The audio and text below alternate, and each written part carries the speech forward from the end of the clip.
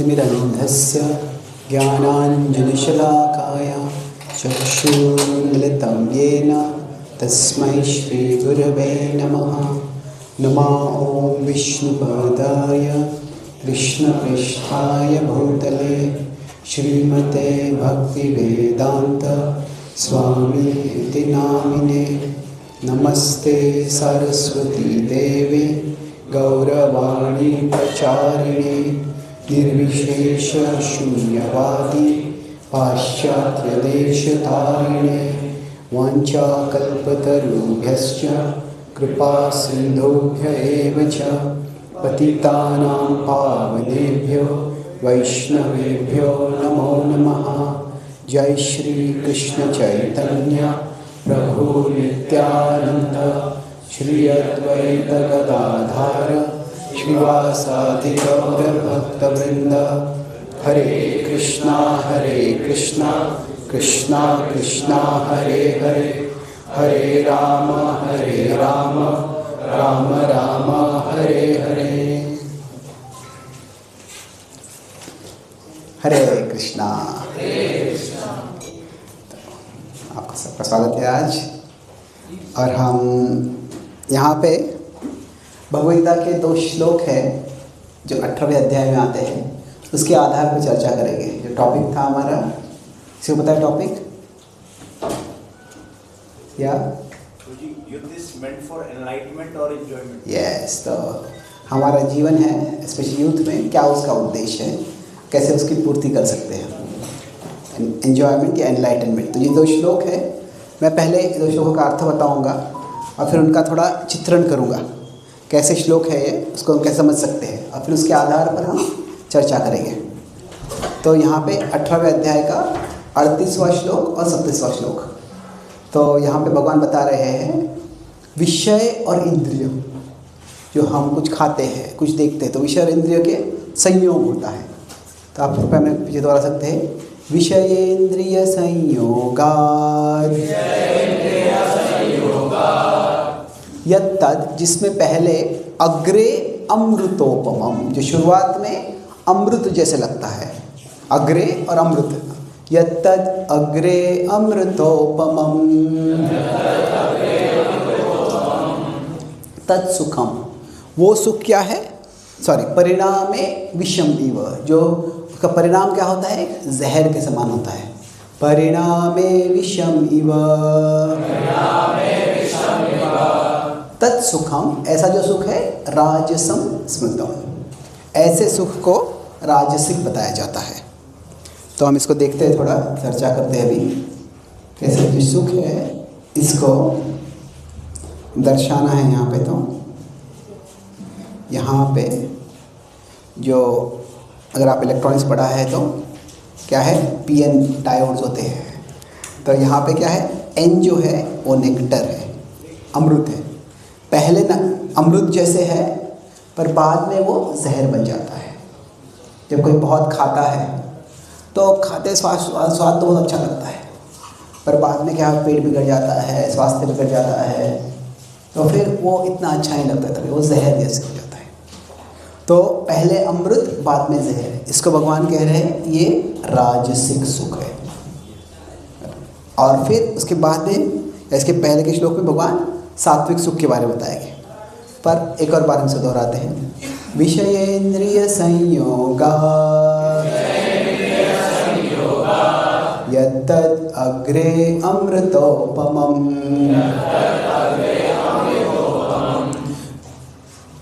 परिणामे विषम इव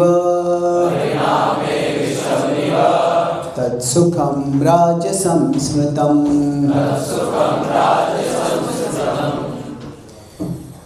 एक और बार, विषयेन्द्रिय संयोगात्। आप सब पढ़ सकते हैं, विल रिसाइट इट टुगेदर, साथ में करते हैं, रिस्पॉन्सिव की जगह पे साथ में। विषयेन्द्रिय संयोगात् यत्तदग्रे अमृतोपमं परिणामे विषमिव तत्सुखं राजसं स्मृतम्। यह जो है ये राजसिक सुख है। और इसके विपरीत जो दूसरा सुख बोलते हैं उसी का विपरीत है, यत्तद् अग्रे विषमिव, जो पहले जहर जैसे लगता है। यत्तद् अग्रे विषमिव, परिणाम जो है क्या है, वो अमृत के समान है। परिणामे अमृतोपमम्, तत्सुखम, जो ऐसा सुख है, सात्विकम प्रोक्तम, कहते हैं ये सुख सात्विक है। तत्सुखम सात्विकम प्रोक्तम, और इसका फल क्या बता रहे भगवान, न केवल सुख है उसमें, पर आत्मबुद्धि, जो बुद्धि खुद को समझ सकती है, आत्मबुद्धि प्रसादजम। उससे क्या होता है, ये ऐसी बुद्धि एक प्रसाद के रूप में हमको मिल जाती है। आत्मबुद्धि प्रसादजम, यहाँ पे जो है, जो इसकी तुलना कर सकते हैं बिल्कुल उसके विपरीत, जो पहले जो है पॉइजन के समान है, बाद में नेक्टर हो जाता है। तो अभी ये नेक्टर है, ये केवल दोनों सुख के बारे में बताया जा रहा है, पर क्योंकि ये जो सर्दी से श्लोक में जो बताया जा रहा है, जो सुख बताया जा रहा है, वो क्या है, उससे हम खुद को समझ पाते हैं, इसीलिए इसे कहते हैं हम एनलाइटनमेंट। कि एनलाइटनमेंट मतलब क्या है, कि एक तरह से एनलाइटनमेंट में शब्द आता है लाइट, तो एनलाइटन मतलब क्या है, इनसाइड एक लाइट आ जाता है, जिससे कि हम खुद को समझ सकते हैं, हमारे अंदर जो दुनिया है उसको समझ सकते हैं। क्या है कि आजकल इतना हमको AI आ गया है, चैट GPT आ गया है, दुनिया का बाहर का कहीं का भी ज्ञान कहीं से हम मिला सकते हैं। तो क्या है कि बाहर का ज्ञान अभी आसानी से मिल सकता है, पर वास्तव में जो अंदर का ज्ञान है, हमारे अंदर किस प्रकार की भावना है, किस प्रकार की इच्छा है, हमारे अंदर क्या क्या है, वो समझना, जिससे कि हम सही तरह से कार्य कर सके, हमारे कल्याण के लिए कार्य कर सके स्वयं, वो समझना, वो एनलाइटनमेंट है। और यहाँ पे जो है दूसरा, ये है एन्जॉयमेंट। एन्जॉयमेंट मतलब हम क्या कह रहे हैं, कि जो ऐसा अमृत है और वो जहर देता है, वो जहर क्या है उसके बारे में धीरे धीरे चर्चा करेंगे। पर जो ये हम इस तरह से दर्शा रहे हैं, ये क्या है कि हमको एक चुनना है, यहाँ पे जाना है या यहाँ पे जाना है, एनलाइटनमेंट चुनना है या एन्जॉयमेंट चुनना है। पर वास्तव में ये इतना ब्लैक एंड वाइट नहीं है, क्योंकि क्या है, हम देखते हैं एनलाइटनमेंट में भी एन्जॉयमेंट है, कि जो अमृत है उसमें क्या है, उसमें भी एन्जॉयमेंट है। और यहाँ पे जाने का मार्ग है, तो वो भी क्या है, उसमें एन्जॉयमेंट है। तो हमें एक तरह से हम इसको कह सकते हैं कि एक है एन्जॉयमेंट और दूसरा है एनलाइटनमेंट। तो हम यहाँ पे बीच में हैं, या तो हम यहाँ पे आ सकते हैं, यहाँ पे आ सकते हैं, ऐसा हम इसको विचार कर सकते हैं एक तरह से। पर वास्तव में ऐसा ज़रूरी नहीं है। क्या है कि ये ऐसे है एक तरह से, पर ऐसा ज़रूरी होना नहीं है। कैसे है ये, जो सत्य जो है हम वास्तव में इन दोनों का ओवरलैप होता है। ऐसे नहीं कि भगवान चाहते हैं कि गीता बोलती है कि आपको अगर एनलाइटमेंट चाहिए तो सारा एन्जॉयमेंट आपको छोड़ना पड़ेगा। तो क्या है, ये जो स्टेट है इसमें हम आ सकते हैं। So this is the ultimate state. Ultimate state मतलब क्या, हम एनलाइटन भी हो जाएंगे, हमको एन्जॉयमेंट भी होगा, पर उस स्टेट को पहुंचने के लिए हमें समय लगेगा। तो जो मैं अभी क्लास लूँगा, इसमें 3 पॉइंट्स बोलूँगा, ACT। तो सबसे पहले क्या है कि एनालाइज, हमें हमारे बुद्धि से विश्लेषण करना है, एनालाइज करना है कि सुख का स्वभाव क्या है, असली आनंद क्या है। फिर दूसरा जो C है वो है कमिट। तो फिर अगर जब समझ जाता हूँ असली सुख क्या है, तो फिर उसको प्राप्त करने के लिए मुझे प्रयास करना है। और अंत में है ट्रांसफॉर्म। इससे क्या होगा, हम पूरी तरह से परिवर्तित हो जाएंगे, और जो है तभी हम इस जो स्टेज है कि एन्जॉयमेंट और एनलाइटनमेंट साथ में है, वहाँ तक हम पहुँच जाएंगे। सो लेट अस, ये 3 स्टेजेस है, इसको हम देख सकते हैं धीरे धीरे। दैट्स क्या है प्रभु? आई डोंट नीड, ये है इसमें। तो अभी साधारणतः क्या होता है कि इस जगत में दो प्रकार के लोग होते हैं। कुछ लोग होते हैं वाइज और कुछ लोग होते हैं अदरवाइज।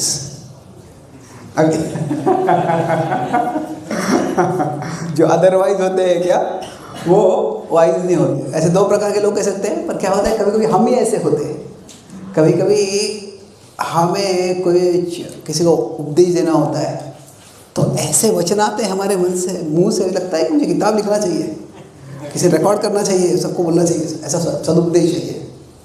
पर जब हम उत्तेजित हो जाते हैं, प्रलोभित हो जाती है, गुस्सा आ जाता है, तो फिर हम ऐसे करके बोले ये कौन है, मैंने ऐसे कैसे किया, क्यों किया ऐसे? तो क्या हमारे अंदर हम ऊपर नीचे होते रहते हैं।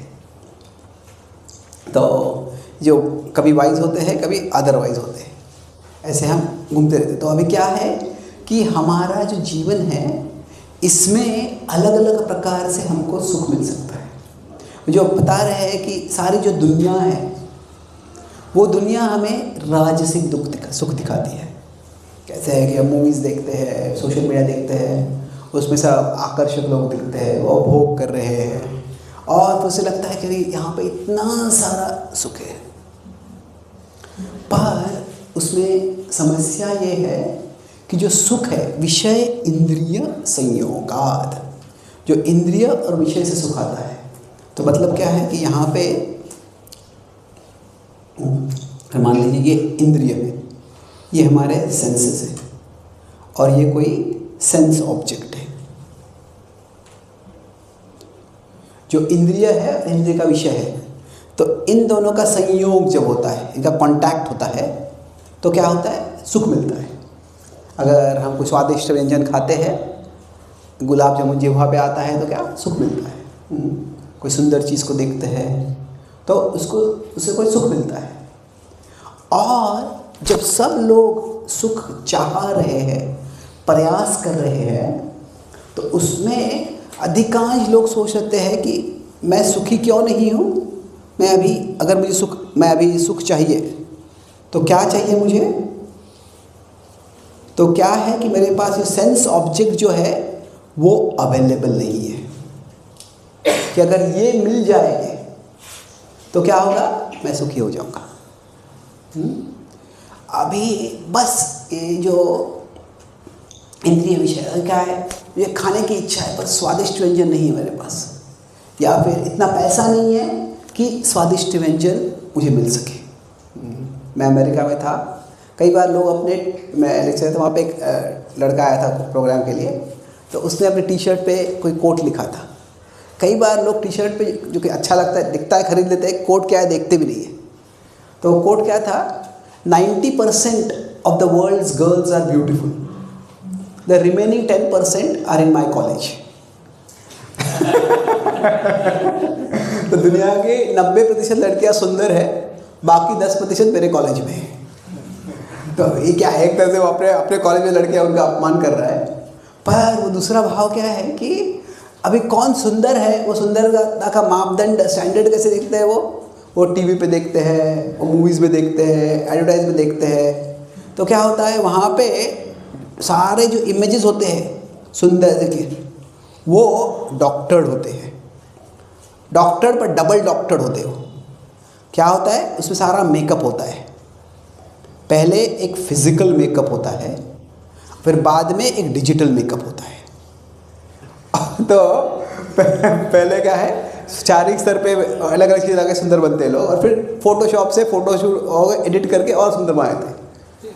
तो उसके कारण क्या होता है, लोगों को लगता है कि वास्तव में जो सौंदर्य है, जो मैं टीवी पे देख रहा हूँ वो सौंदर्य है, और फिर आजू बाजू में देखते हैं तो लोग इतने आकर्षित नहीं लगते।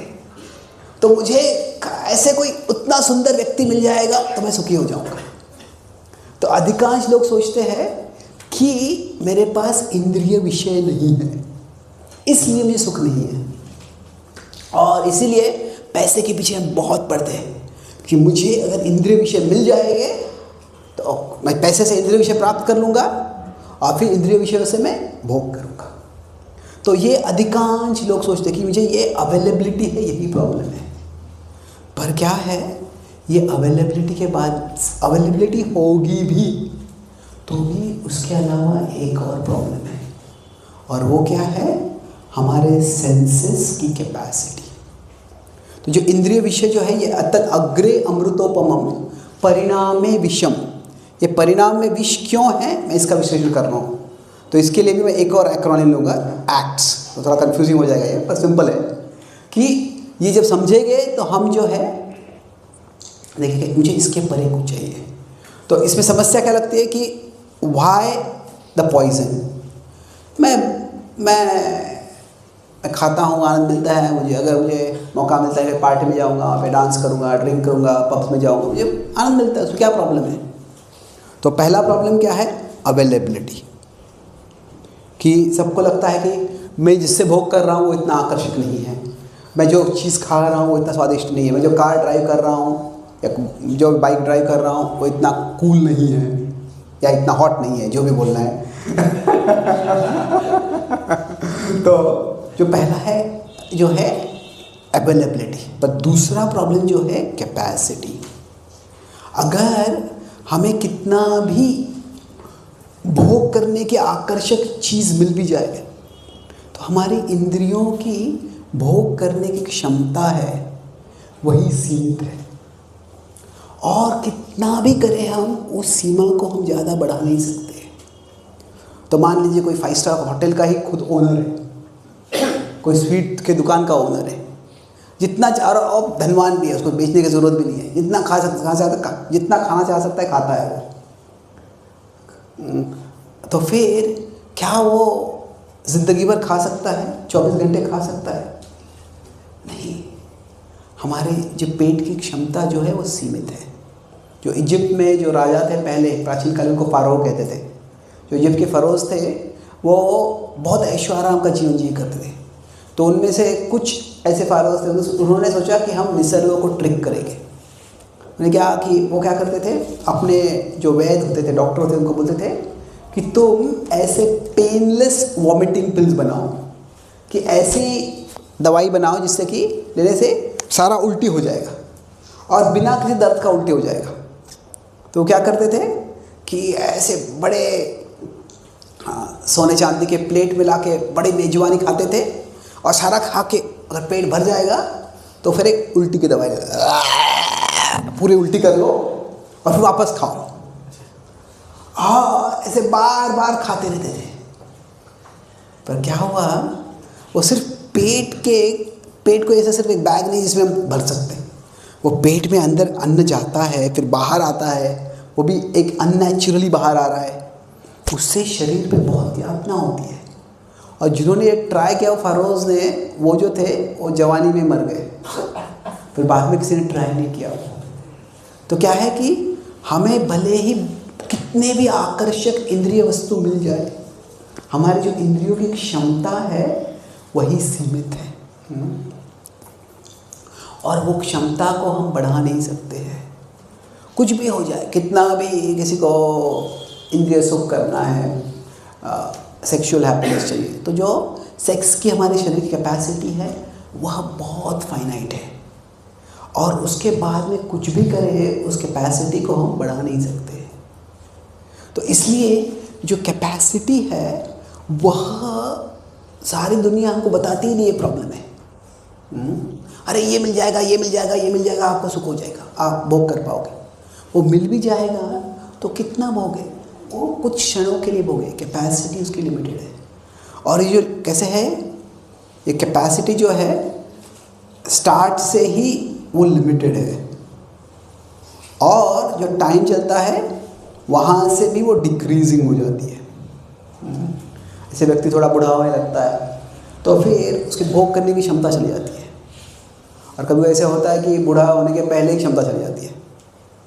अभी पाश्चात्य देशों में अभी जो इंटरनेट है उससे जो पोर्नोग्राफी सारी बड़ी आसानी से अवेलेबल है, और उससे हो क्या गया है कि बहुत से लोग, टाइम मैगजीन वगैरह आर्टिकल आए थे, और सिर्फ भौतिक कारणों से, कोई आध्यात्मिक नैतिक कारण नहीं है, भौतिक कारण से वो कह रहे हैं कि हमें ये पॉर्न छोड़ना है। क्यों? तो क्या होता है कि वो सारे चित्र देखकर, कल्पना वीडियो देखकर कल्पना ऐसे हो जाती है कि व्यक्ति जो उसकी कल्पना बहुत स्टिमुलेट हो जाती है, इमेजिनेशन बहुत स्टिमुलेट हो जाता है, और फिर रियल लाइफ में उसको जब मौका भी मिलता है वो एक्साइट ही नहीं होता है।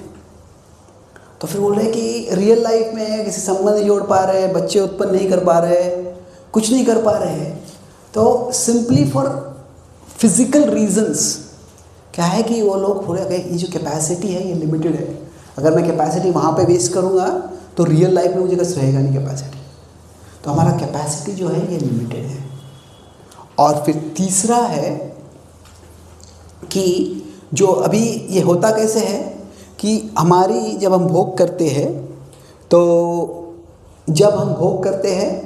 तो जो क्षमता है वो कम होती जाती है, जो कैपेसिटी होती है वो कम हो जाती है, पर जो डिज़ायर होती है वो बढ़ती जाती है। वो डिज़ायर कम नहीं होती है, वो डिज़ायर जितना भोग करते हैं उतनी इच्छा और बढ़ जाती है। और उसके कारण क्या होता है, ये जो व्यक्ति एक तरह से बन जाता है वो है टिरनी ऑफ डिज़ायर। टिरनी मतलब क्या है, एक तरह से स्लेवरी।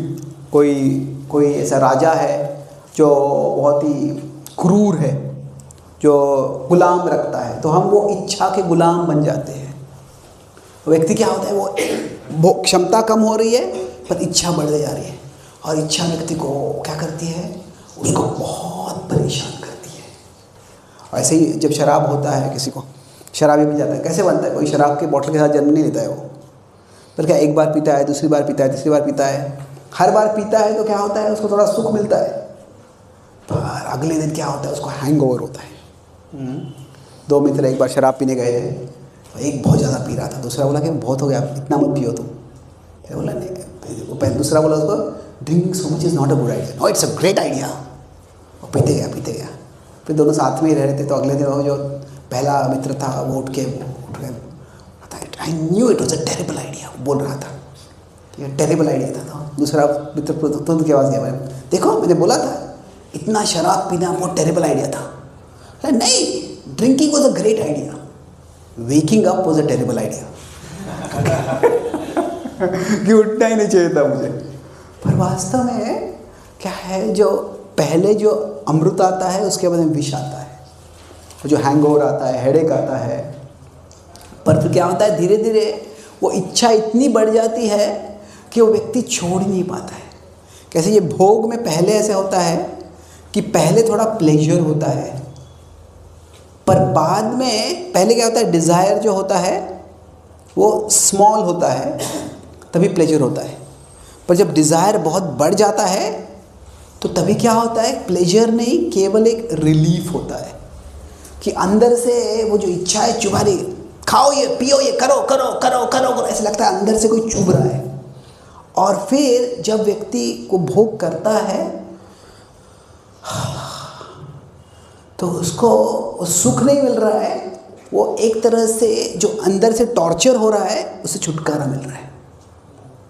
तो इसलिए क्या है, ये बाद में ये पूरा एक तरह से विष हो जाता है। जो सुख है वो पहले सुख होता है, पर बाद में केवल it is a relief from torment. मैं कभी कभी पाश्चात्य देश में आता तो जो अल्कोहलिक्स एनोनिमस होते हैं वहाँ पे इनवाइट करते हैं लेक्चर देने के लिए, कई बार मैं उनसे बात करता हूँ बाद में।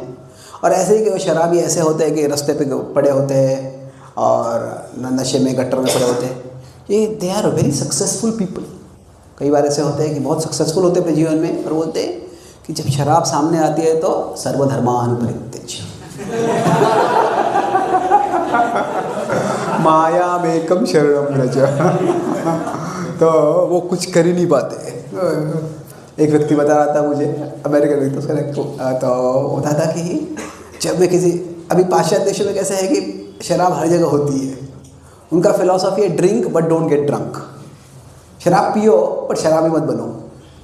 वो कैसे है कि ऐसे 100वीं मंजिल है, उसके कुछ बॉर्डर वॉल नहीं है, उसके पास में जाओ, उधर से नीचे झुक के देखो पर गिरो मत।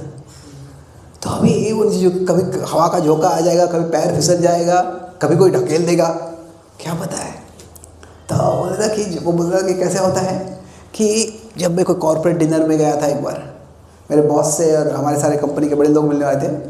तो वहाँ पे मैं जा रहा था, साइड में देखा कि वहाँ पे कुछ ड्रिंक्स थे। तो मैं ऑफिस में गया और बॉस को देख रहा था, पर मेरे मन में बॉस का शरीर था वो एक शराब की बोतल में परिवर्तित हो गया। तो मैं कुछ कर ही नहीं पाया। तभी मुझे लगा कि मैं ये जो है, ये जो आदत है, इसने मुझे पकड़ लिया है। तो जो टिरनी है मतलब क्या है, वो एक गुलाम बना देती है।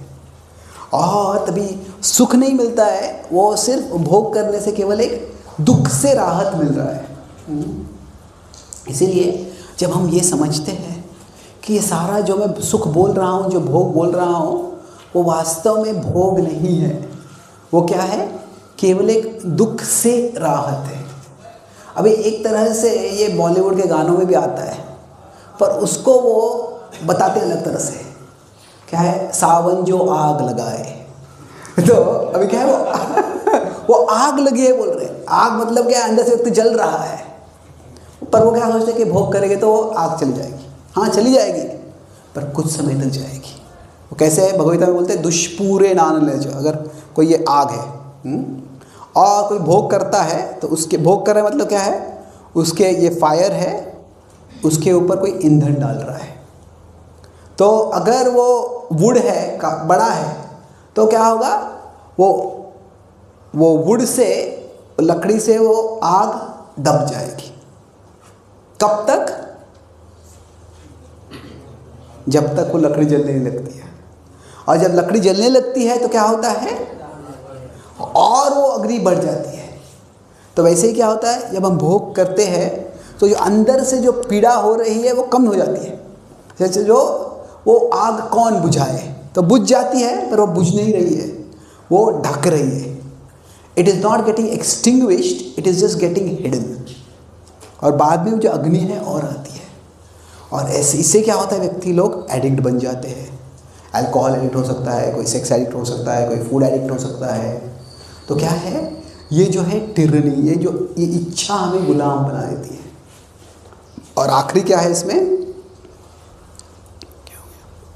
तो मैं बोला था इसमें टी है, टिरनी ऑफ डिज़ायर। टिरनी मतलब ये इच्छा हमें गुलाम बना देती है। और ये जो गुलामी है, पहले तो हमेशा से लोग में आसक्ति थी, पर आजकल जो है आज तंत्र ज्ञान से इतना एग्रेसिवली हर जगह से भौतिक प्रलोभन होते हैं कि व्यक्ति को बचना बड़ा मुश्किल है। और आखिरी जो है, ये पूरा सुपरफिशियलिटी। सुपरफिशियलिटी मतलब क्या है, ये ऐसा सुख है जो वास्तव में बहुत ही बाह्य है। हमें अंदर से कुछ संतुष्टिता नहीं है। कैसे कोई गुदगुली करता है, गुदगुली करेगा तो उसको हंसी आती है। कोई छोटा बच्चा हमारे रिश्ते में होगा, हमारे घर में आता है, उसका पेट को गुदगुली करते हैं तो हंसने लगेगा। क्या वो हंसना सुख है? हाँ ठीक है, एक प्रकार का सुख है कह सकते हैं। पर अगर वही सुख होगा तो क्या है, हम सब एक सनातन गुदगुली मशीन बना सकते हैं, परपेचुअल टिकलिंग मशीन। बोले रुको रुको रुको, मुझे हंसना नहीं है, अभी तंग आ जाएंगे हम उससे। तो क्या है, ये विषय इंद्रिय संयोग का सुख है, वैसे गुदगुली जैसा सुख है। सुख है उसमें, पर क्या है, वो ज़्यादा काल तक वो हमारे अंदर किसी को स्पर्श नहीं करता है। जो हार्वर्ड मेडिकल रिव्यू में बहुत कई बार आर्टिकल्स आए, पर एक बड़ा आर्टिकल आया था कि अमेरिका में कैसे हुआ था 1940s 50s 60s में एक हुआ जिसको कहते हैं सेक्सुअल रेवोल्यूशन। सेक्सुअल रेवोल्यूशन मतलब वो कहते हैं कि पुरुष स्त्री को संग करने के लिए ये विवाह करने की क्या ज़रूरत है, ये सब आउटडेटेड रूल्स हैं, इसकी कोई ज़रूरत नहीं है, जैसे चाहे भोग कर सकता है। तो उसके जो प्रभाव हुआ उसका स्टडी हुआ, तो 1980s 1990 से स्टडी आए, पर आगे बढ़ते जा रहे हैं अभी। तो क्या है कि जो लोग ऐसा करते हैं उनसे उनके इंटरव्यूज़ हुए प्राइवेटली मोस्टली, बताया थे क्या है कि दोज पीपल जो ऐसे बिल्कुल भोग करते रहते हैं, फ्री सेक्स कहते हैं, फ्री लव कहते हैं उसको, वो फ्री लव नहीं है, वो केवल लस्ट ही है।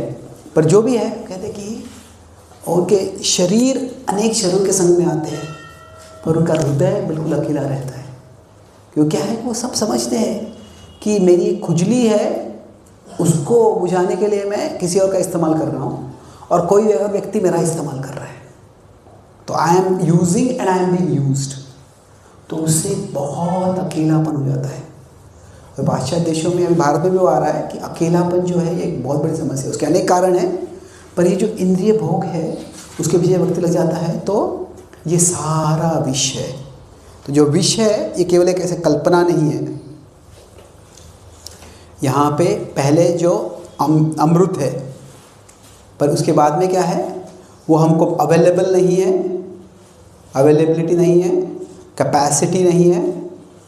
फिर जो टिरनी है, जो इच्छा बड़ी पर हो जाती है। फिर बाद में क्या है, सुपरफिशियलिटी है, केवल ये बाहर का सुख है।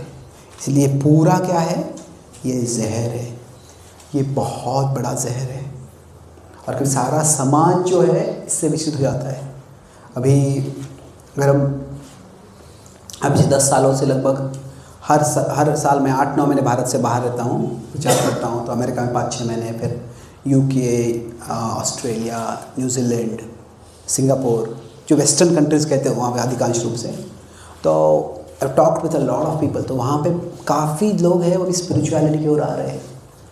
अभी उनको भौतिक, भारत में लोगों को भौतिक सुख चाहिए, हम सब भौतिक सुख चाहिए होता है, पर क्या है, संस्कृति ऐसी है इसीलिए हम संग नहीं कर सकते हैं, भोग नहीं कर सकते हैं। हमको लगता है अवेलेबिलिटी नहीं है, पर पाश्चात्य देश में पूरी अवेलेबिलिटी है। वहाँ पे ऐसे है कि कोई ऐसे विवाह के लिए रुकता नहीं है, पर क्या है, उसमें कोई सुख नहीं है, अकेलापन होता है। और फिर उससे भले ही बीमारियों से लोग बच जाते हैं, पर फिर भी क्या है, जो मन के स्तर पे टेरिबल लोनलीनेस। तो जो जहर है ये बहुत सिवियर जहर है। Can go lot more into this, but I just make 2 more points. मैंने केवल ये सेंशुअल हैप्पीनेस के बारे में बताया कि वो जो अनुभव है वही अनुभव में बहुत जहर है, और उसके बाद में और परिणाम भी होते हैं।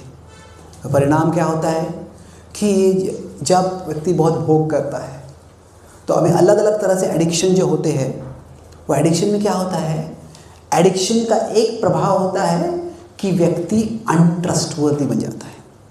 जब इच्छा बहुत प्रबल हो जाती है तो क्या है, वो इच्छा पे व्यक्ति नियंत्रण नहीं कर पाता है, और दूसरे से बोलेगा भी मैं ऐसे नहीं करूँगा, तो वो ऐसे कर देता है। तो जब डिज़ायर बहुत स्ट्रांग हो जाती है तो उससे क्या होता है, हमारा ट्रस्टवर्दीनेस कम हो जाता है। जो अपनी इच्छाओं पर नियंत्रण नहीं कर पाएगा वो विश्वास पात्र नहीं बनता है। उसके कारण क्या होता है, जो विवाह होते हैं वो रहते ही नहीं है। लोग विवाह करते भी है तो फिर वो ऐसा टेम्पटेशन होता है, ऐसा हैबिट होता है कि मोस्ट मैरिजेस ब्रेक अपार्ट।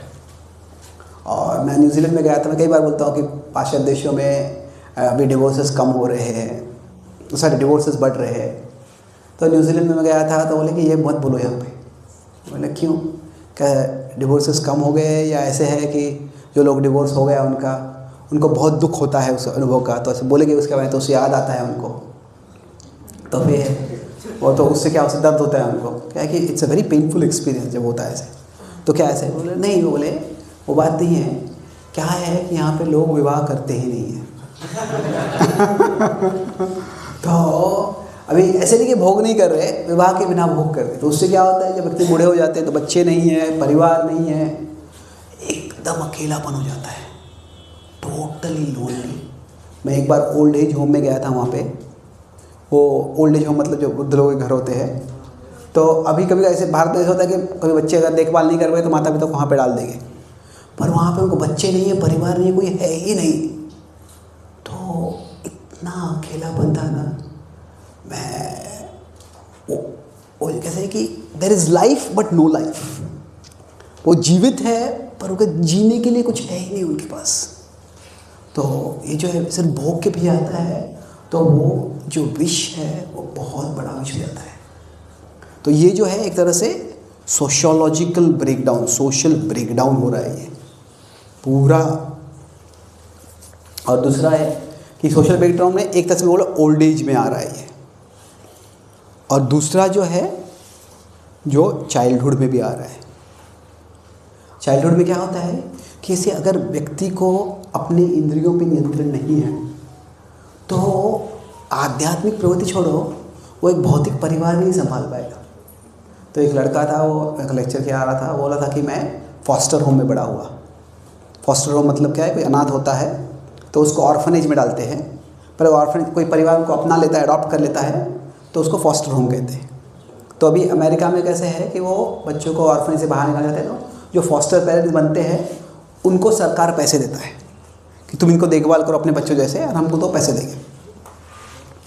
तो ये बच्चे बोलते मैं फॉस्टर होम में गया, तो बोले कि तो बोला क्या, तो I am sorry to hear this. मैं बोला क्या हुआ, आपके माता पिता कैसे गुजर गए? बोले नहीं, मेरे दोनों माता पिता दोनों जिंदा है। रियली? तो आप फॉस्टर होम में क्यों? बोले क्या है, जब मैं 5 साल का था तो मेरे माता पिता ने डिवोर्स ले लिया। बोले कि हम सेक्सुअली कंपैटिबल नहीं हैं, हमें और लोगों से संग करना है, भोग करना है। और वो माता पिता नॉर्मली जब माता पिता अलग होते हैं तो दोनों में कस्टडी बैटल होता है कि मुझे बच्चा चाहिए, मुझे बच्चा चाहिए। पर दोनों को क्या था, भोग करना था। तो दोनों माता पिता अपने 5 साल के बच्चे को आके बोले कि जो हमने शादी की ये बड़ी हमारे जीवन की बहुत बड़ी गलती थी, और तुम वो गलती की याददाश्त हो हमारे लिए। तो दोनों माता पिता बोले हमको नहीं चाहिए। अब सोच सकते हैं 5 साल के बच्चे पे क्या गुजरेगी। माता पिता दोनों जिंदा है, दोनों बोले नहीं चाहिए मुझे तुम। तो ये जो सोशल ब्रेकडाउन है, ये अनवांटेड जो चिल्ड्रन होते हैं वो निगलेक्टेड होते हैं। अभी ऐसे नहीं कि मैं अमेरिका का, I don't want to paint a dark picture, वहाँ पे बहुत कुछ अच्छा भी है, बहुत ही तरह से प्रगति भी है, और अगर कोई रिस्पॉन्सिबिलिटी जीता है तो कंफर्ट्स भी है। पर मेरा पॉइंट है कि जो लोग जो केवल भोग के पीछे भागते हैं, तो जो बच्चे बड़े होते हैं वो इतने ट्रॉमेटाइज्ड होते हैं। जितना मैं अमेरिका में जाकर ट्रैवल किया है, मेरे माता पिता के प्रति मेरी कृतज्ञता और बढ़ गई है कि जो मेरा पेरेंटिंग हुआ, समस्याएं थी, बट क्या है कि मेरे जो इतना अच्छा पेरेंटिंग था। जब हम बच्चे होते बड़े होते तो क्या लगता है हमको कि माता पिता बहुत कंट्रोल कर रहे हैं, डिसिप्लिन नहीं दे रहे, पर वास्तव में अगर माता पिता है ही नहीं, निगलेक्ट कर रहे। दूसरा एक बच्चा मुझे बोल रहा था कि मेरी, इट्स अ टेरिबल स्टोरी, क्या है कि उसकी माँ जो थी वो ड्रग एडिक्ट बन गई, और जब ड्रग एडिक्ट बन गई तो उसके पिताजी ने उसको छोड़ दिया किसी और लड़की के लिए। तो फिर वो ड्रग एडिक्ट बन गई, और ड्रग एडिक्ट बन गई तो उसको ड्रग के लिए पैसे नहीं मिल रहे थे, तो उसके लिए वो प्रॉस्टिट्यूट बन गई। और फिर वो बच्चा था छोटा, अपने घर में वो देखता था उसकी माँ को अलग अलग लोग आते थे, बोलते थे वो करती थी वो सब, और वो ड्रग लेती थी।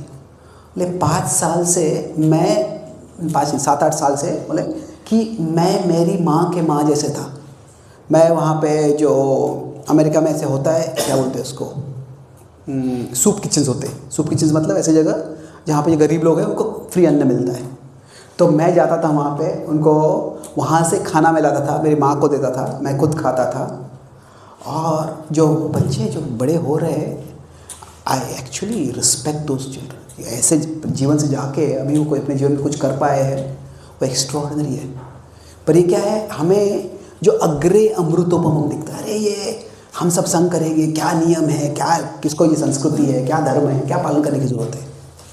पर जो समाज के स्तर पे उद्ध्वस्ती हो जाती है, ये भयावह है, जो सोशल ब्रेकडाउन हो जाता है लॉन्ग टर्म में। तो ये क्या है, यह तदग्रे अमृतोपमम परिणामे विषम इव। तो अभी ये जो एनालाइज करना ज़रूरी है। जो मीडिया में प्रोपेगेंडा दिखाते हैं, जो मूवीज़ में दिखाते हैं, बॉलीवुड में दिखाते हैं, हॉलीवुड में दिखाते हैं, जो असली सत्य जो है वो वैसे नहीं है, बहुत खौफनाक सत्य है। तो हम एक्रोनिम दे देते हैं एक्ट।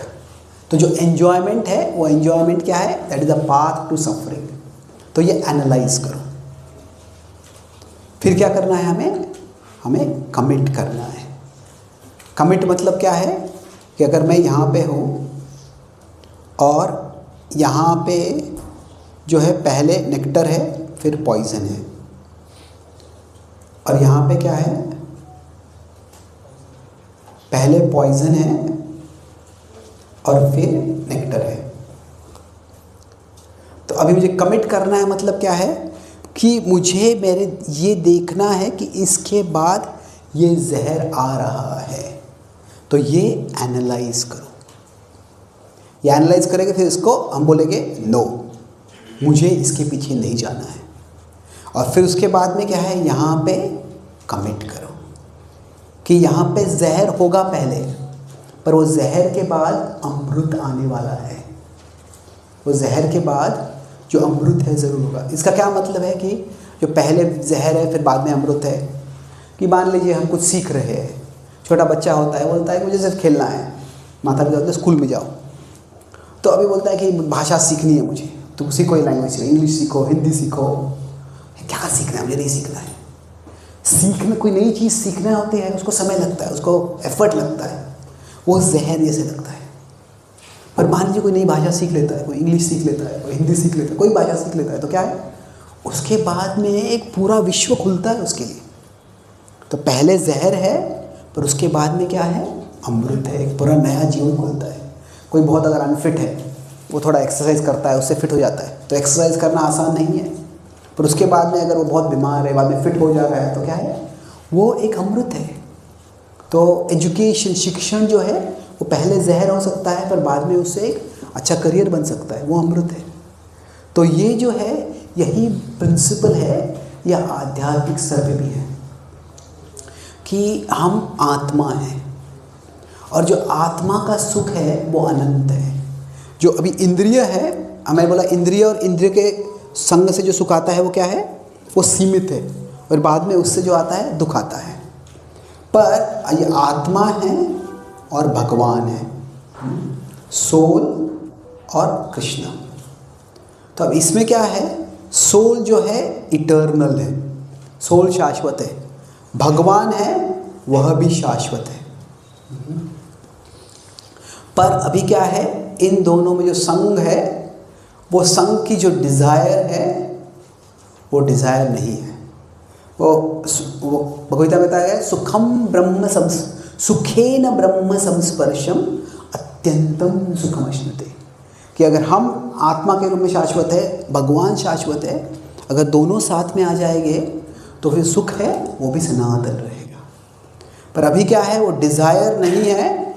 एक प्रॉब्लम है कि ये डिज़ायर है ही नहीं, और दूसरा प्रॉब्लम क्या है कि इन दोनों में एक बहुत बड़ी दीवार है। ये दीवार क्या है, ये अनर्थ है, ये हमारे इम्प्यूरिटीज़ है, जिसके कारण क्या है कि हमारा मन भगवान में लगता नहीं है, हमें उसमें इतना आनंद मिलता नहीं है।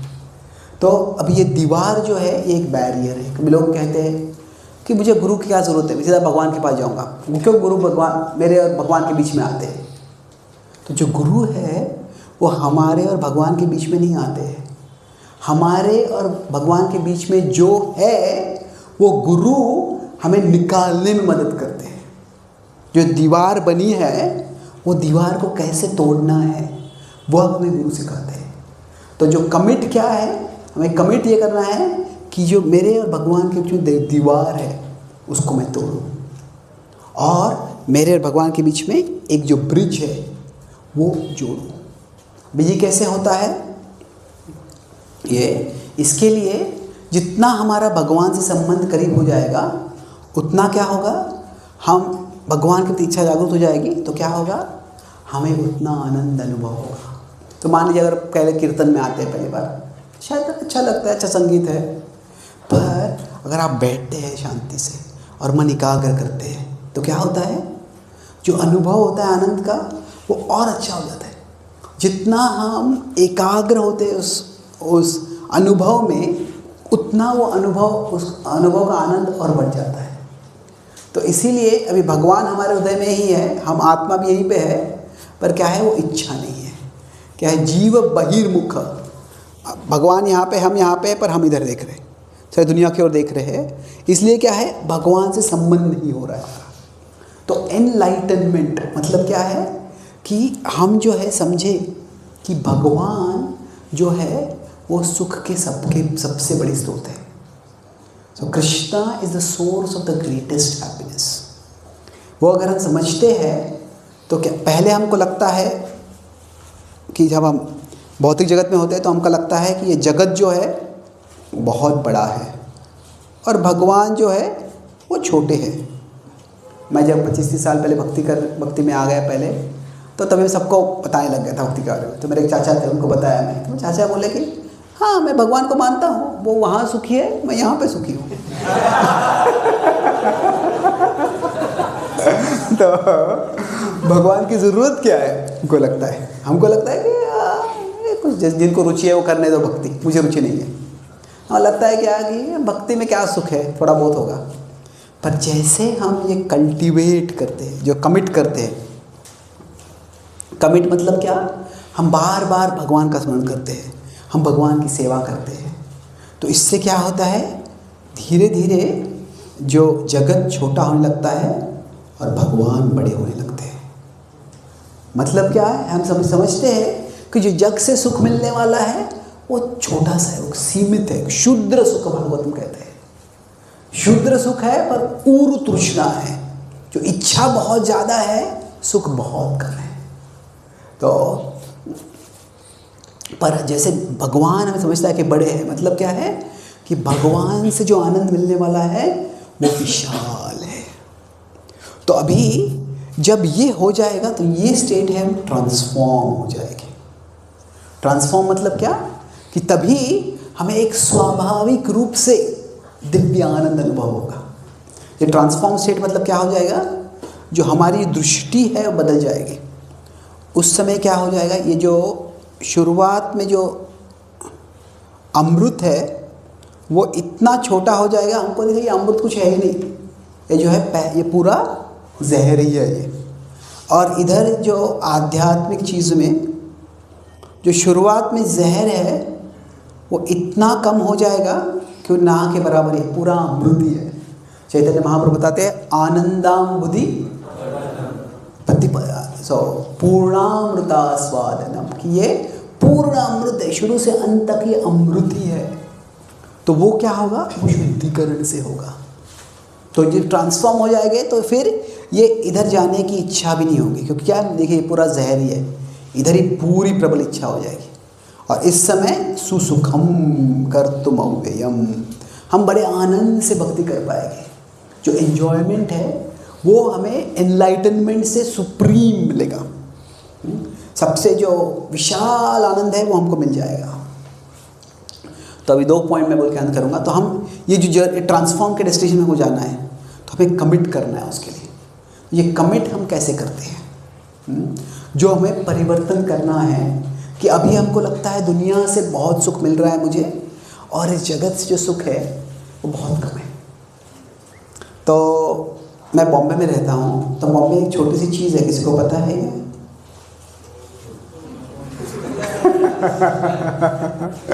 तो मैं साउथ अमेरिका में गया, वहाँ पे भी लोगों को बॉलीवुड पता है। तो मान लीजिए किसी कोई अपने फ़ोन पे, अपने ब्राउज़र पे वो bollywood.com नाम की वेबसाइट पे गया है, 10 बार गया है, 50 बार गया है। फिर बाद में वो ऐसा जो कार्यक्रम है एक सत्संग के लिए आता है, और जब आता है तो उसको पता चलता है भगवद्गीता के बारे में। तो क्या होता है, सोचता है भगवद्गीता क्या मैं जानना चाहता हूँ, तो अपना ब्राउज़र खोलता है और भगवद्गीता टाइप करने लगता है। बी टाइप करता है तो क्या होता है, बॉलीवुड आ जाता है। अब वो बॉलीवुड जाना नहीं चाहता है, पर वो बॉलीवुड अपने आप आ जाता है। क्यों आता है वो, सॉरी हाँ, बार बार से सेलेक्ट किया है तो क्या है, वो ब्राउज़र हिस्ट्री में स्टोर हो गया है, अभी वो ऑटो कंप्लीट के रूप में आता है। तो अभी क्या है, यहाँ से अगर bollywood.com जाना है तो बड़ा आसान है, पर उसको अगर यहाँ से भगवद्गीता.com जाना है तो क्या है, उसको 12 अक्षर टाइप करने हैं। ये तो क्या है, ये बद्रीनाथ तक जाने जैसे लगता है। बड़ी मेहनत लग सकती है।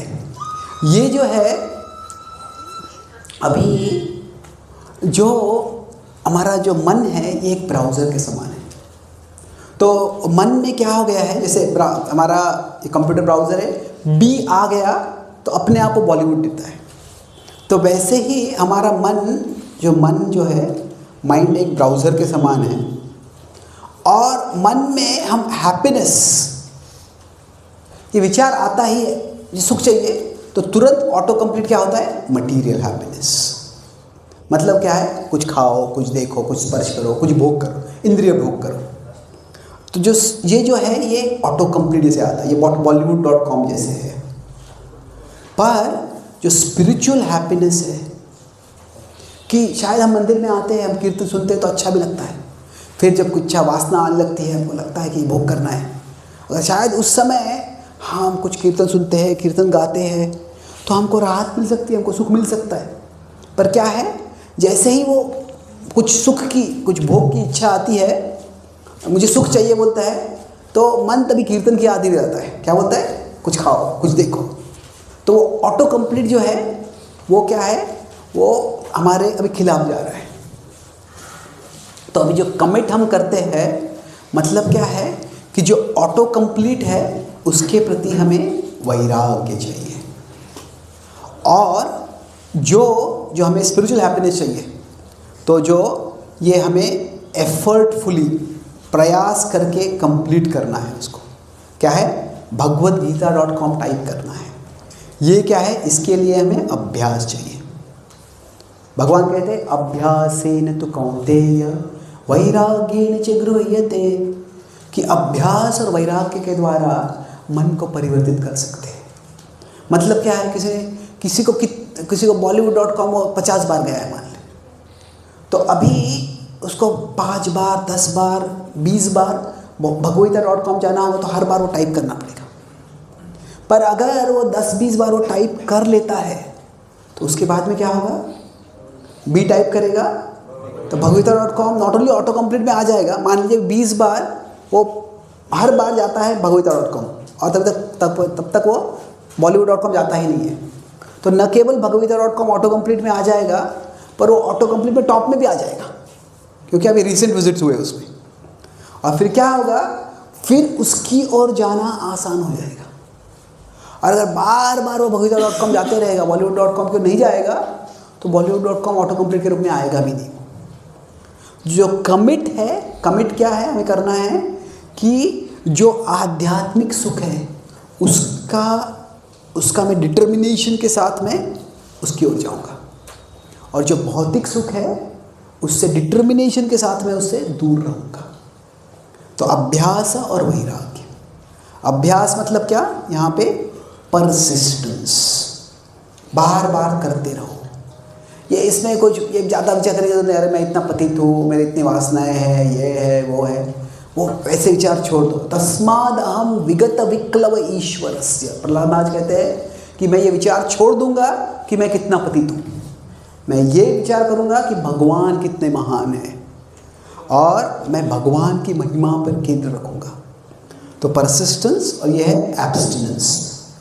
तो बस जो मन से कोई प्रस्ताव क्यों ना आ जाए, हम जो सही मार्ग है उसको चुनने का प्रयास करते रहते हैं। तो अगर ऐसे करते रहेंगे बार बार, जब भी हमें सुख चाहिए तो भगवान का स्मरण करो, भगवान की कीर्तन सुनो, भगवान की सेवा करो। हमें मित्र चाहिए तो भौतिकवादी मित्र हो सकते हैं, ऐसे कि उनसे अगर मैत्री तोड़ देनी है, पर उनके साथ हमको व्यसन में नहीं फंसना है, तो हम भक्तों के संग में आए, भक्तों से मैत्री जोड़े।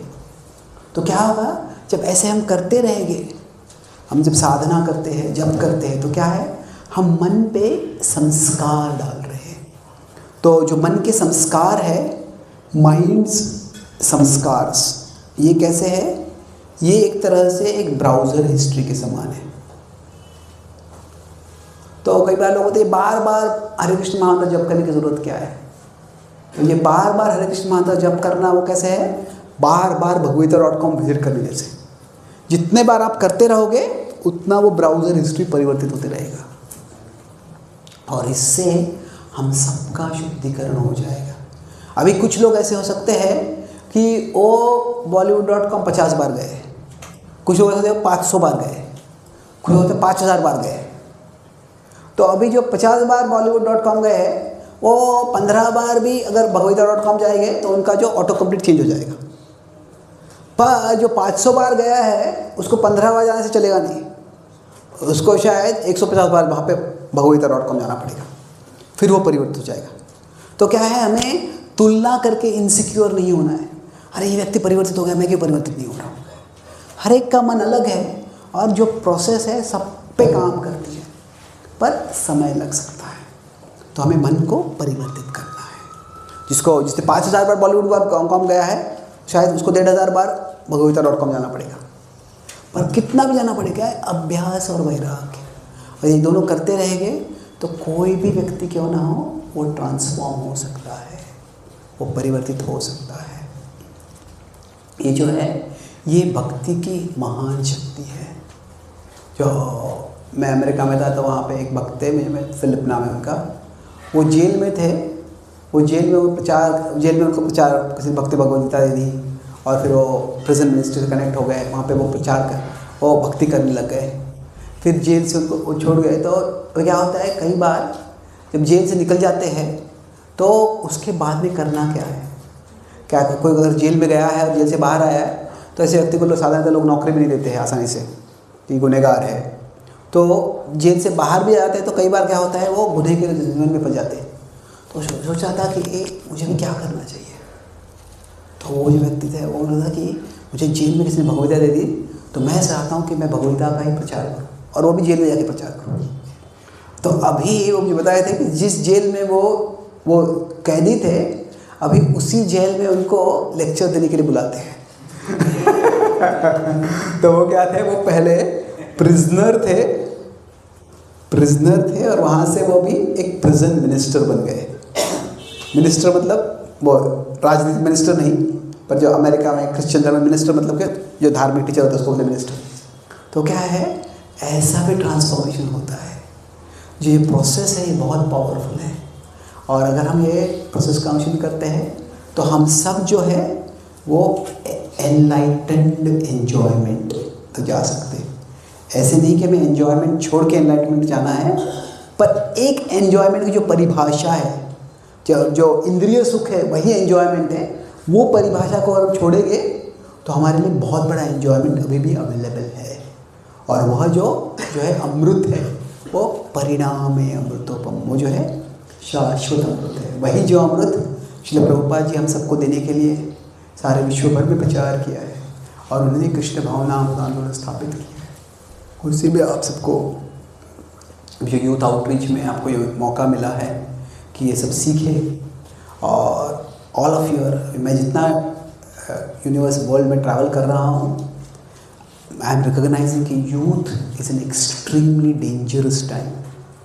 कि आजकल के खास करके आजकल के जो एज है इसमें being a young person is being in a very dangerous situation. क्या है कि विश्व के इतिहास में मानव मन पे जितना प्रलोभन का आक्रमण है आज हो रहा है वो विश्व के इतिहास में कभी नहीं था। तो अभी अगर हम उसमें फंस जाएंगे तो कहाँ तक फंस के किसी जगह बोल नहीं सकते। तो आपको ये सुविधा मिली है कि ये भक्ति सीखे, भक्ति समझे, तो इससे not only will you be protected, आपको प्रोटेक्शन होगा जो यूथ के डेंजर्स है, पर उसके साथ साथ जो है आपके लिए एम्पावरमेंट होगा। जीवन में आप जाके भगवान की सेवा में बहुत कुछ कर सकते हैं और न केवल खुद का कल्याण कर सकते हैं पर दूसरों का कल्याण करने में भी बहुत योगदान कर सकते हैं।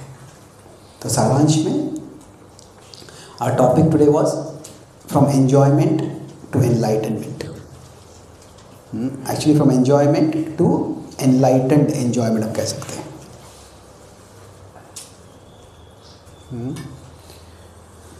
तो उसको हमने पहले मेनली हमने आई टुक इन 4 पॉइंट्स और 3 मेन पॉइंट्स। पहले क्या एक्रोनिम देख रहे थे, एक्ट, ये क्या था, एनालाइज, कमिट और फिर ट्रांसफॉर्म। तो एनालाइज में सबसे ज़्यादा जोर दिया। एनालाइज में क्या था कि जो इंद्रिय सुख है वो पहले अमृत जैसे लगता है और उसके बाद में क्या होता है, पॉइजन जैसे बन जाता है। यहाँ पे नेक्टर है और उसके बाद में पॉइजन बन जाता है। तो हम एनालाइज कर रहे थे पॉइजन कैसे है। तो मैं 2 स्तर पे देखा, पर्सनल और सोशल। एक व्यक्तिगत स्तर पे क्या देखा हमने, ये 4 चीज़ देखी। ये जो जहर क्यों होता है, सबसे पहले अवेलेबिलिटी नहीं है। जो इंद्रिय विषय है, सेंस ऑब्जेक्ट्स, वो नहीं है तो सुख नहीं मिलता। और बहुत से लोगों को मिलता ही नहीं है। पर जिनको मिल भी जाता है तो फिर क्या समस्या है? कैपेसिटी। किसकी कैपेसिटी? सेंसेस। कितना भी इंद्रिय का भोग मिल भी जाए तो भी क्या है, वो हमारी इंद्रियों की क्षमता सीमित है, उसको कोई बढ़ा नहीं सकता है। फिर उसके बाद में क्या है? टिरनी। टिरनी शायद शब्द थोड़ा से, टिरनी मतलब क्या है? जो है स्लेवरी जैसे है, टिरनी ऑफ डिजायर्स। जो इच्छा होती है वो बढ़ जाती है और क्या होता है, बाद में इच्छा ही हमको पीड़ित करती है। जो पहले लगता है जो प्लेजर है, बाद में केवल वो एक रिलीफ होता है, फिर राहत मिल रही है मुझे। और आखिरी क्या है? सुपरफिशियलिटी है, जो एक गुदगुली के समान ये सुख है। क्या है? वास्तव में उसका कुछ अर्थ नहीं है। और सोशियोलॉजिकल में देखा कैसे कि जो है पाश्चात्य देशों में ओल्ड एज में एक बहुत लोनलीनेस आ रहा है। क्योंकि क्या है, जो अपनी अगर भोग करते रहेंगे तो भोग करते रहेंगे तो विवाह भी नहीं कर पाएंगे, विवाह भी रख नहीं पाएंगे, रिश्ते नहीं रख पाएंगे। तो भोग की इच्छा अगर अनियंत्रित हो जाएगी तो कोई संबंध भौतिक स्तर पे भी टिक नहीं पाएगा। तो ओल्ड एज में लोनलीनेस आता है। ओल्ड एज में नहीं, यूथ से ही चालू हो जाता है, पर ओल्ड एज में बहुत ज़्यादा हो जाता है। और चाइल्डहुड में क्या होता है? अबैंडनमेंट हो जाता है, अबैंडनमेंट ट्रॉमा हो जाता है। फिर माता पिता सिर्फ अपने भोग के पीछे पड़े हैं तो बच्चे की देखभाल कौन करेगा? तो ये जो है समाज के स्तर पे बहुत सीरियस परिणाम होता है। तो उसके बाद में इस तरह से हमें विश्लेषण करके समझना है कि जो सुख है ये जो पहले अमृत है, पर उसके बाद में बहुत जहर है। तो फिर कमिट में हम देखा क्या करना है कि हमें फैसला करना है कि मुझे ये जो यहाँ पे जहर है उसके ऊपर जो नेक्टर है मुझे वहाँ तक जाना है, इसके लिए कमिट करना है यहाँ पे। तो अभी ये कैसे कर सकते हैं हम कमिट? हमने देखा है कि हम एक तरह से हम शाश्वत है, आत्मा शाश्वत है, भगवान भी शाश्वत है। पर क्या समस्या है कि उसमें जो है दीवार है कि दोनों, तो हमें ये दीवार है, ये दीवार है, यही दीवार को तोड़ना जो है वही जहर है। तो अब ये दीवार को तोड़ना जो है वो कैसे तोड़ते हैं? हमने जो ये दीवार कहाँ है, जो बैरियर जो है, जो वॉल है, वो हमारे मन में है। मन में क्या है? एक तरह से मन में जो है, मन हमारा एक ब्राउज़र के समान है। तो उसमें जैसे ही हैप्पीनेस बोलते हैं तो मन सोचता है मटीरियल हैप्पीनेस, कि इंद्रियों के सुख से ही भोग मिलेगा। ये जो है भी ऑटो कंप्लीट है। तो इस ऑटो कंप्लीट जो है उसके प्रति हमें क्या चाहिए? वैराग्य। ठीक है, ये नहीं जाऊंगा मैं। और दूसरा जो है स्पिरिचुअल हैप्पीनेस जो है उसके प्रति मुझे क्या करना है? इसको मुझे कंप्लीट करना है, एफर्ट लगेगा कंप्लीट करना है। तो उसके लिए मुझे अभ्यास चाहिए। तो जो अभ्यास और वैराग्य जो है, इससे क्या है, हम सब ये जो जहर है उसके पीछे अमृत तक जा सकते हैं। तो जब ट्रांसफॉर्म हो जाएगा तो क्या हो जाएगा?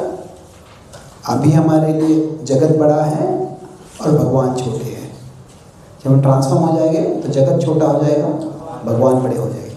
मतलब समझेंगे कि भगवान से जो सुख है वो बहुत ज़्यादा है, जगत से सुख जो है वो बहुत कम है। जब ऐसे ट्रांसफॉर्म हो जाएंगे तो क्या होगा? हमको यहाँ पे जो जहर है वो बिल्कुल छोटा सा हो जाएगा। हम जो पॉइजन है वो एकदम निग्लिजिबल हो जाएगा, मोस्टली नेक्टर ही रहेगा। और यहाँ पे जो प्रलोभन करने वाला हमको, जो यहाँ पे नेक्टर है वो छोटा सा हो जाएगा। हम दिख जाएगा कि सारा पॉइजन ही है, तो फिर इधर जाएंगे ही नहीं, हम सीधा इधर जाएंगे। और यहाँ पे हम सबको अनंत सुख अनुभव करने का मौका है। न केवल हम सुख अनुभव कर सकते हैं, पर फिर जब इस स्तर पे जब आ जाएंगे तो हमको क्या है, न केवल एन्जॉयमेंट है यहाँ पे, पर यहाँ पे एनलाइटेंड एन्जॉयमेंट है कि हम जो सुख है असीमित मात्रा में ऐसा सुख अनुभव कर सकते हैं जो हमेशा हमारे साथ रहेगा। बहुत बहुत धन्यवाद। हरे कृष्णा। हरे कृष्ण हरे कृष्ण कृष्ण कृष्ण हरे हरे।